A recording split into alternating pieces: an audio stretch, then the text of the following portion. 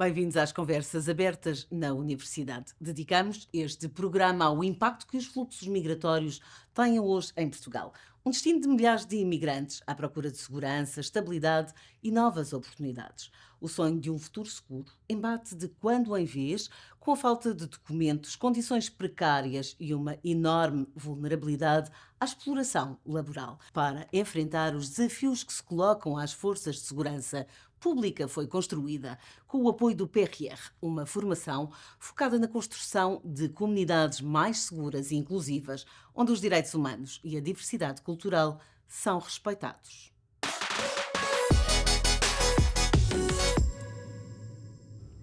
Em 2023, houve um aumento da população estrangeira residente em Portugal de 33,6% em relação ao ano anterior. O total, 1.044.606 estrangeiros titulares de autorização de residência, segundo o relatório de Migrações e Asilo de 2023 da Agência para a Integração, Migrações e Asilo. A nacionalidade brasileira continuava a ser a mais representada, com 35,3% do total de estrangeiros residentes em Portugal. Seguia-se Angola com 5,3%, Cabo Verde com 4,7% e o Reino Unido com 4,5%.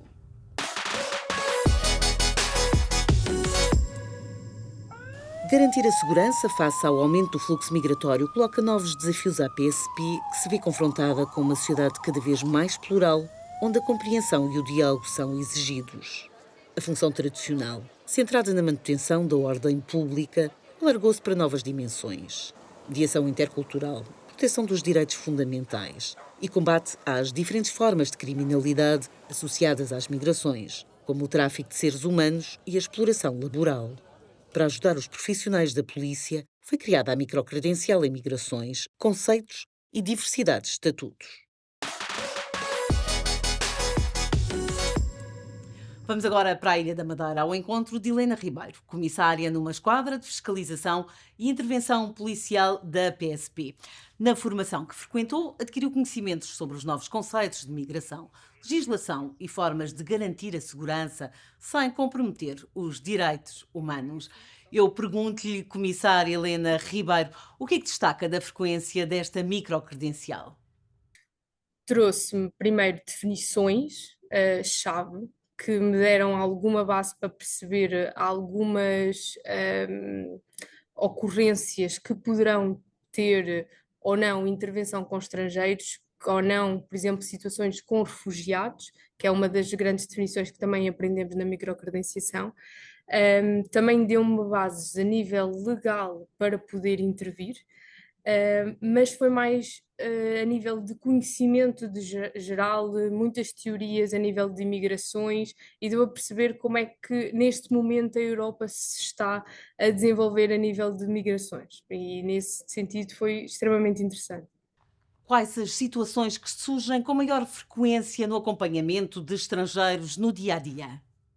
Tenho muitas situações, por exemplo, de extravios de passaportes, onde nós temos que saber algumas características de determinadas pessoas, de onde é que elas vêm, de onde é que elas vieram, se o passaporte está correto, se não está, entre outras situações criminais que envolvem estrangeiros, em que nós temos que fazer sempre a verificação se o estrangeiro ou não tem alguma situação pendente, e isso sim, trouxe um input muito grande para a nossa função. Como é que se constrói uma polícia que seja percebida como uma aliada e não como uma ameaça pelas comunidades migrantes, tornando-se mais próxima da população? Uma polícia mais próxima, com mais formação, e esta formação neste sentido deu um input muito grande para para a nossa função, ou seja, a nossa função só se executa se também existir uma compreensão da outra parte. Porque lá está, uma comunicação, se não houver das duas partes, alguma coisa não vai correr bem. Pronto, tem que haver tanto uma compreensão nossa, uma polícia muito mais próxima, mas também tem que haver uma sociedade muito mais receptiva a essa proximidade. Obrigada, comissária Helena Ribeiro. Nós vamos manter-nos no Funchal, agora para falar com o André Silva, chefe com funções de supervisor operacional da Esquadra de Controle Fronteiriço no aeroporto da Madeira. Chefe André Silva, para além das formações específicas que adquiriu na polícia, que importância é que teve para si a frequência desta microcredencial? Esta formação vem mesmo colmatar algumas falhas que possa existir ainda dentro da nossa formação, também como polícia, porque a nossa formação, já como também na vertente policial, já estamos dotados de competências para fazer esse tipo de distinção. Na parte da componente da migração e dos fluxos migratórios, somos dotados de uma análise um pouco mais detalhada de perceber que necessidades que as pessoas têm quando se apresentam à nossa frente, porque são fugitivas de guerra, porque as famílias são procuradas, porque são discriminados a nível da sua orientação sexual, porque são procurados, são procurados a nível da sua escolha religiosa e tentam fugir dos seus países e para vir para um lugar onde são melhor aceitos. Somos dotados então de capacidades para sabermos distinguir que tipo de pessoa que temos à nossa frente, que tipos de necessidades é que elas têm, se são menores têm um tipo de necessidades, se são mulheres e pela sua religião, pela sua orientação religiosa, têm outro tipo de necessidades, se são refugiados de guerras, outros tipos de necessidades têm. Pronto, somos dotados de várias competências e de várias capacidades para fazermos este tipo de análise. Nem toda a gente, nem todos os imigrantes têm as mesmas condições e os mesmos direitos e deveres. A passagem do controle fronteiriço para a esfera de competências da PSP criou alguns novos desafios. Como é que têm vindo a ser superados? Isto é uma competência nova, é uma competência de que estamos a nos dotar e a nos capacitar. Portanto, todas as situações são de alguma forma novas para nós, não novas no contexto fronteiriço, porque sempre existiram, mas novas para nós, e quanto melhor e mais dotados estivermos, melhor, obviamente. Nós, além de guardas de fronteira no aeroporto onde exercemos funções, somos guardas de fronteira do espaço Schengen. Obrigada, chefe André Silva.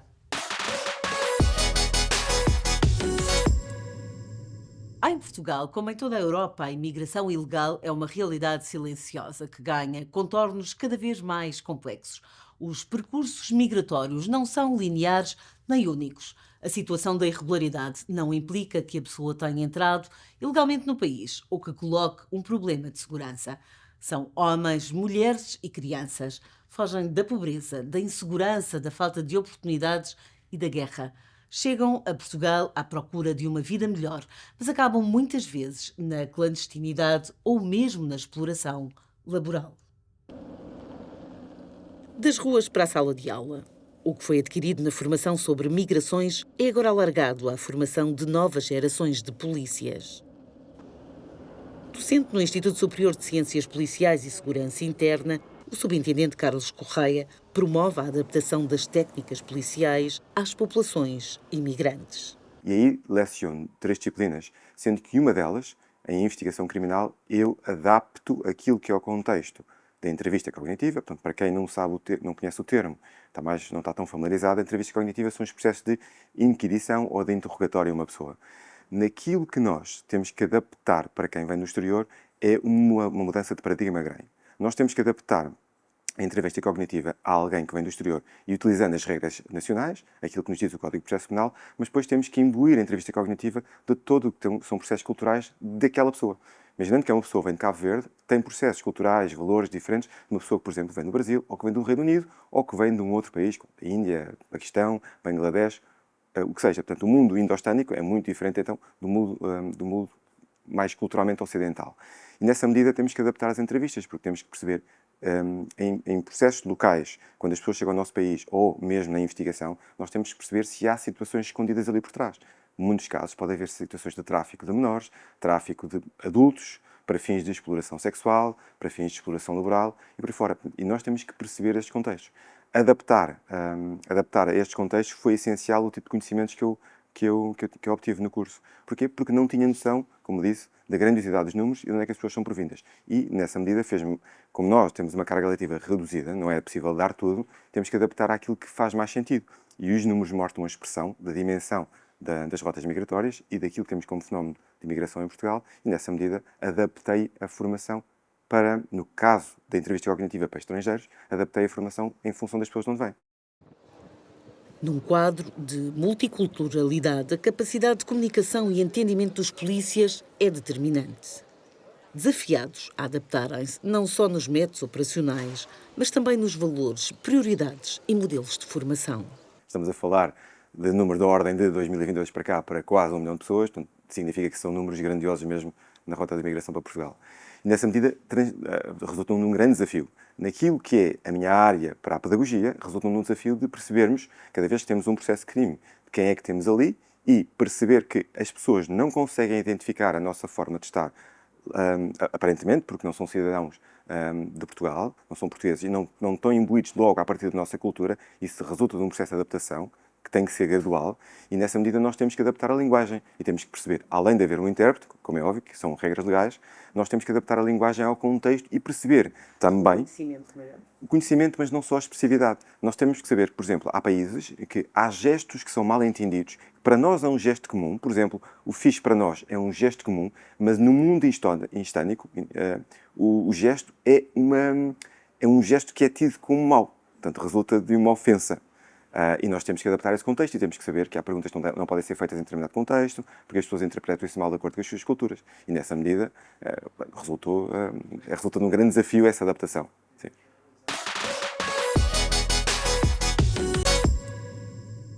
Em resposta às necessidades sentidas por quem na rua contacta com as populações imigrantes, a Universidade Aberta e o Instituto Superior de Ciências Policiais e Segurança Interna definiram conceitos prioritários.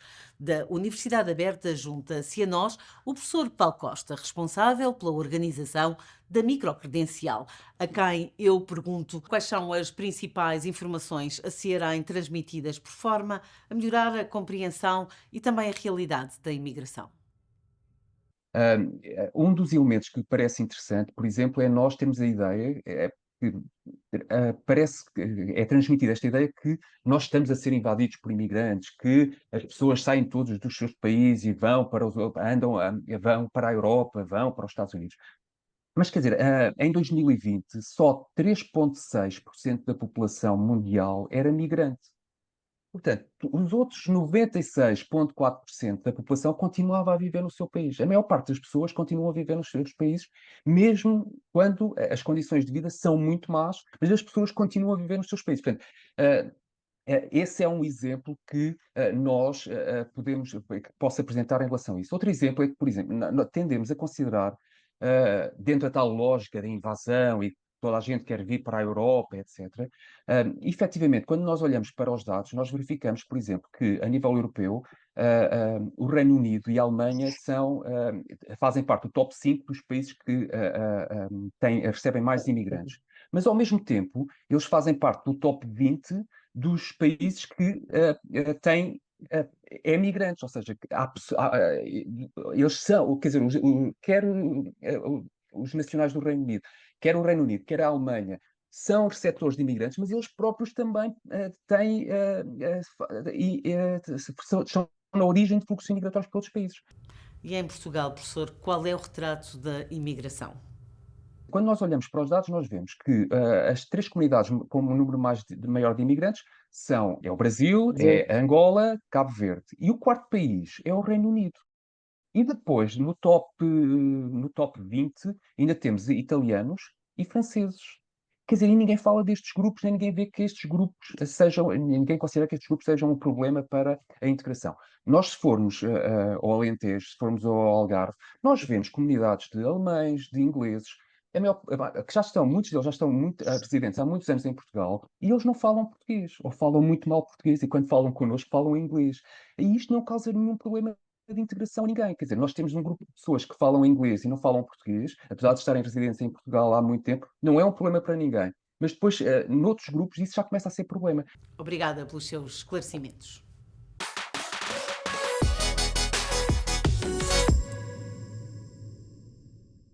O novo modelo de segurança interna trouxe mudanças. A PSP tem novas competências no controle e fiscalização de estrangeiros. A A Unidade de Migrações e Fronteiras tem, desde outubro de 2023, um papel central na detecção de redes ilegais, no combate ao tráfico de seres humanos e na proteção de vítimas. Sabemos que quem trabalha todos os dias tem que ter um conhecimento especializado muito sólido, mas não nos podemos esquecer de que toda a corporação, toda a instituição, todos os seus profissionais deverão ter um conhecimento destas matérias. Entram por rotas alternativas, atravessam fronteiras com documentos falsos ou permanecem após a validação dos vistos. Muitos acabam por trabalhar em setores invisíveis, como na construção civil, na agricultura, na restauração, longe dos direitos laborais e da proteção social.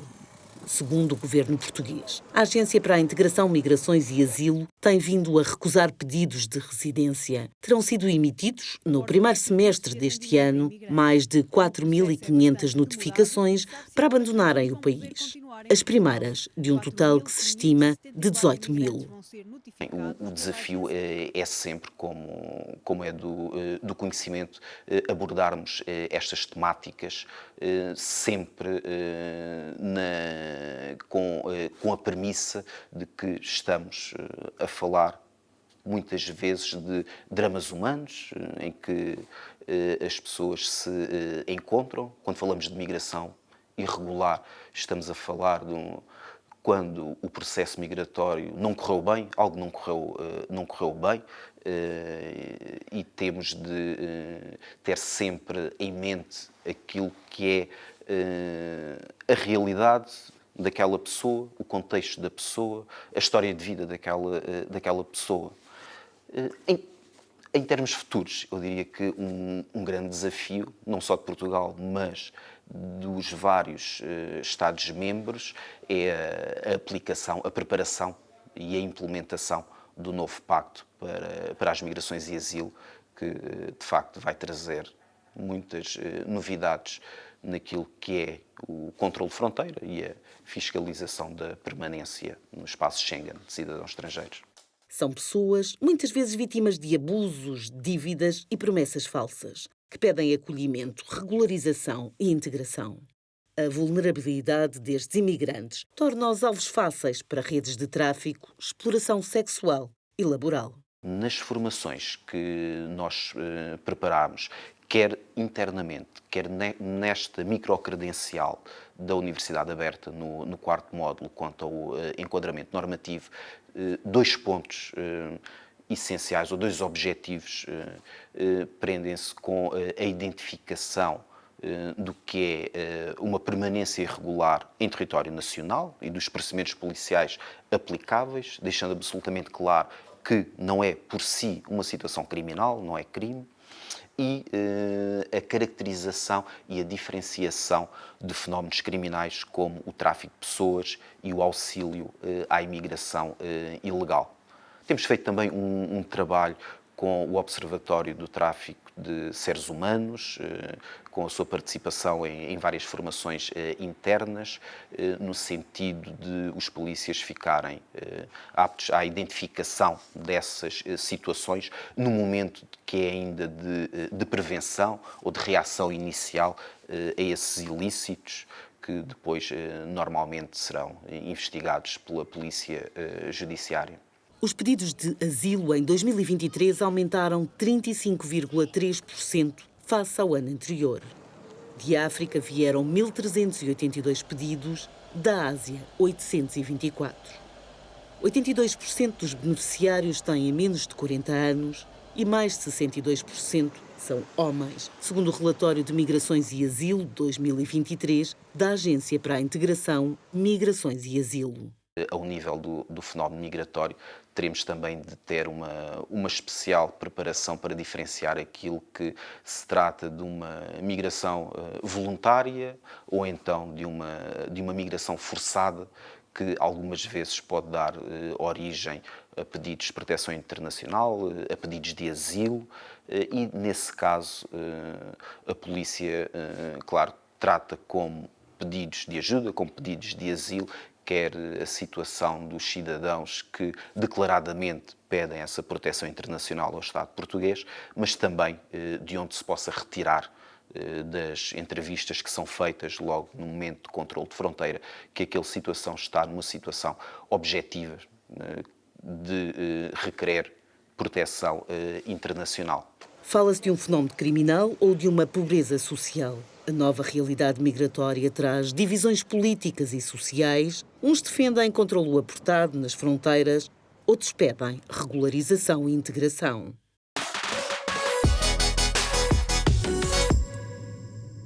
O tráfico de seres humanos em Portugal registrou em 2024 uma diminuição de 45% em relação ao ano anterior, segundo o relatório anual de segurança interna.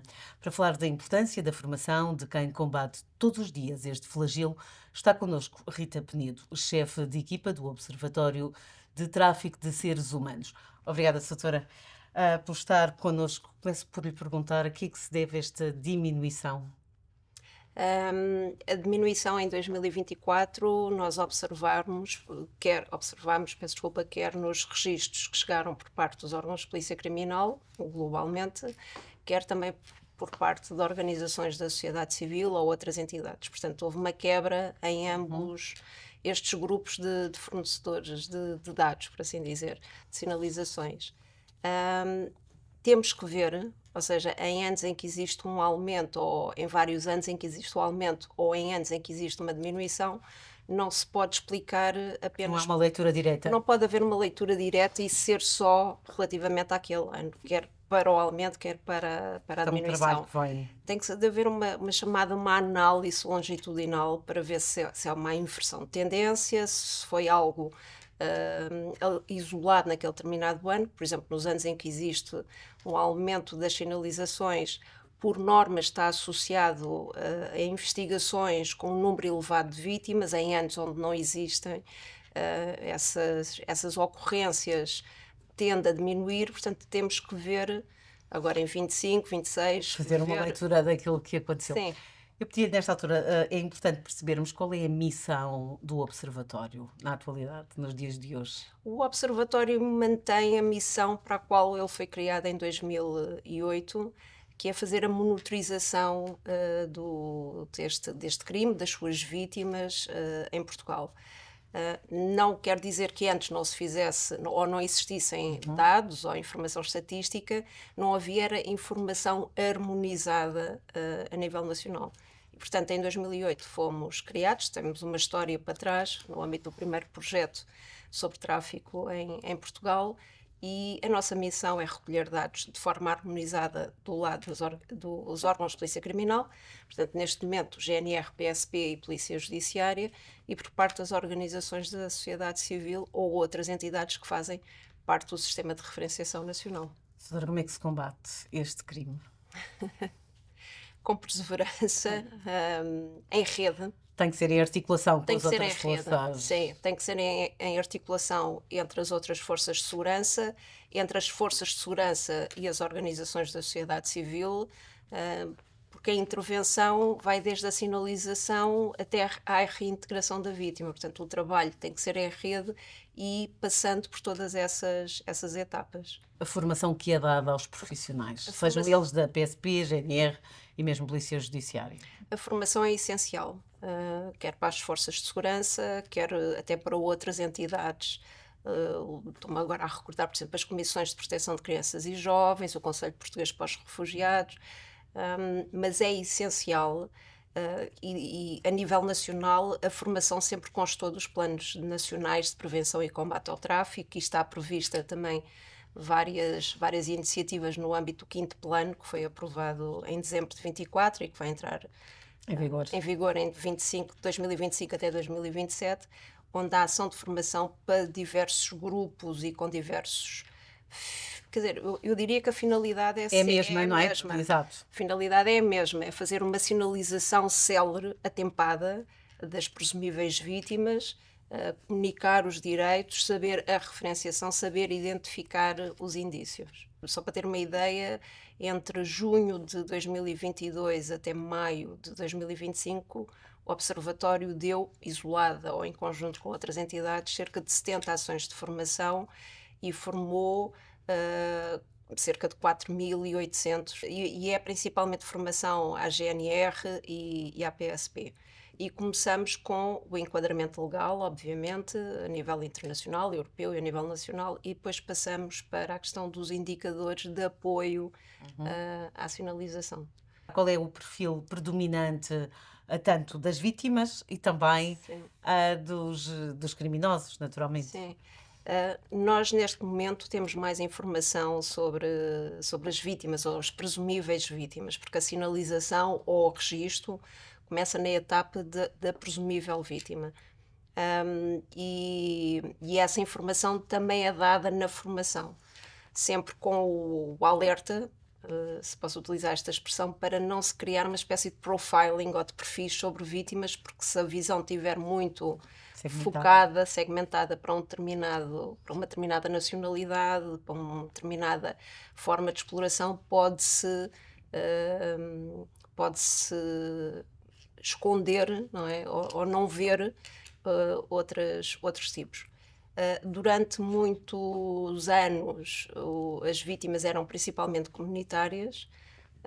Nos últimos anos temos estado a ver uma alteração, temos estado a observar uma alteração relativamente às nacionalidades. Portanto, estamos a falar principalmente de presumíveis vítimas ou de vítimas já formalmente identificadas nacionais de países terceiros. Portanto, houve aqui uma mudança e também uma maior diversidade ao nível das nacionalidades que nos são sinalizadas de presumíveis vítimas. Portanto, efetivamente, é um fenómeno global, porque os países não são só países de destino, não é? São países de trânsito, são países de origem. Portugal também tem vítimas de tráfico doméstico, vítimas de nacionalidade portuguesa, que nós também reforçamos ao nível da ação de formação. E relativamente ao tipo de tráfico ou à finalidade, é principalmente tráfico para fins laborais. E que formas de aliciamento que são feitas? Traçando um denominador comum, naturalmente. A principal é a promessa de trabalho, remuneração, bom vencimento, alojamento, alimentação. Portanto, anda à volta destes fatores. O que é que se pode dar em termos de formação para que esteja mais alerta?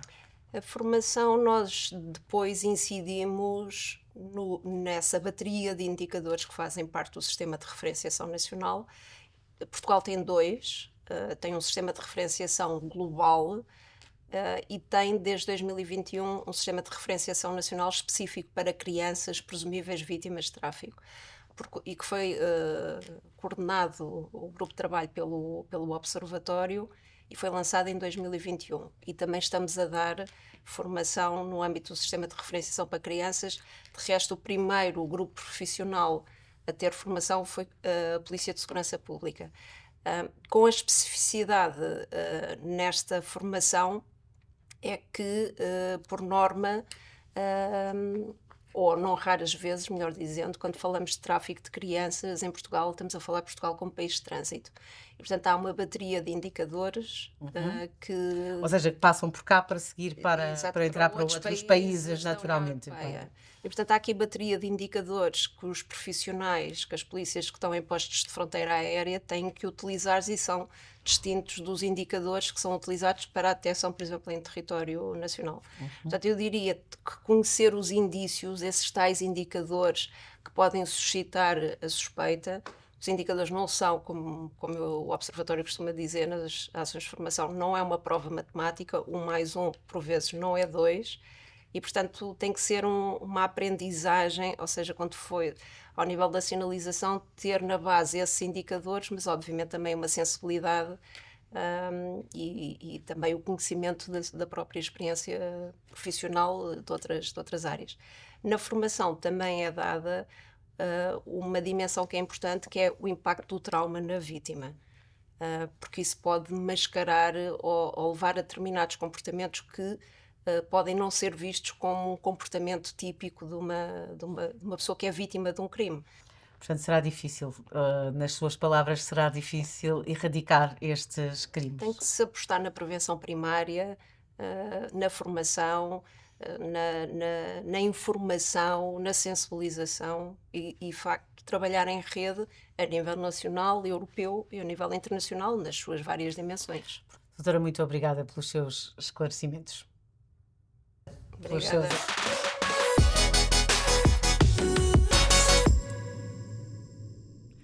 Portugal é uma porta de entrada para milhares de imigrantes, mas também uma porta de saída de milhares de portugueses. De acordo com as últimas estimativas das Nações Unidas, em 2024, havia cerca de 1.800.000 portugueses imigrados a residir no estrangeiro, cerca de meio milhão mais que o número de estrangeiros a residir em Portugal. Os novos fluxos migratórios e a imigração forçada a fechar o programa de hoje. Fique bem, voltamos dentro de 15 dias.